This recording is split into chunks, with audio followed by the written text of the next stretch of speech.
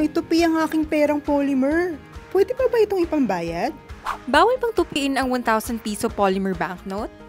Anong gagawin ko kapag hindi tinanggap ang may tupi kong polymer banknote? BSP!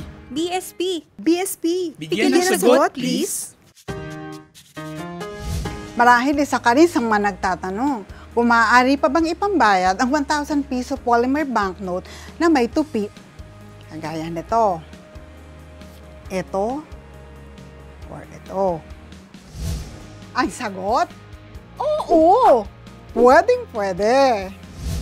Ayon sa public advisory na inilabas ng Bangko Sentral ng Pilipinas, pwedeng gamitin sa lahat ng transaksyong pinansyal ang may tupi na pera, papel man o polymer.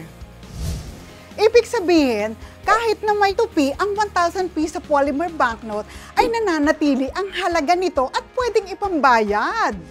Para sa mga individual, negosyo, tindahan, bangko at mga pampublikong sasakyan, paalala ng BSP na dapat tanggapin ang mga perang may tupi, papel man o polymer. Natupi ang aking 1,000 piso polymer banknote nang ilagay ko ito sa aking wallet. Mapaparusahan ba ako? Huwag mag-alala. Ang pagtupi ng 1,000 piso polymer dahil sa paglalagay sa wallet ay walang kaparusahan. Kagaya ng nakasanayan, ang wallet na ginagamit para sa perang papel ay pwede ring gamitin sa ating polymer banknote upang mapanatili itong mukhang bago at malinis. Ipinapaalala lamang ng BSP sa bawat Pilipino na dapat pangalagaan ang ating pera, polymer man o papel, para sa mas matagal na pananatili nito sa sirkulasyon. Ayaw tanggapin ng ilang tindahan at pampublikong sasakyan ang may tuping 1,000 piso polymer banknote. Ano ang dapat naming gawin?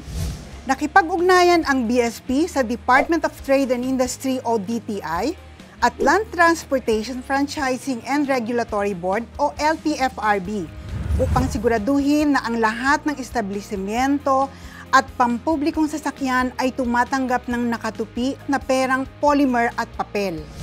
Naglabas din ng paalala ang Department of the Interior and Local Government o DILG sa lahat ng mga local government units na paalalahanan ang kanilang mga tanggapan at constituents na maaaring tanggapin ang perang polymer at papel kahit may tupi ito. Pwede ring i-report ang mga establishmentong hindi tumatanggap ng perang polymer sa mga numero at email na naka-flash sa screen. Tandaan, ang 1,000 piso polymer ay tulad din ng nakasanayang perang papel. Gamitin, ipambayad at tanggapin.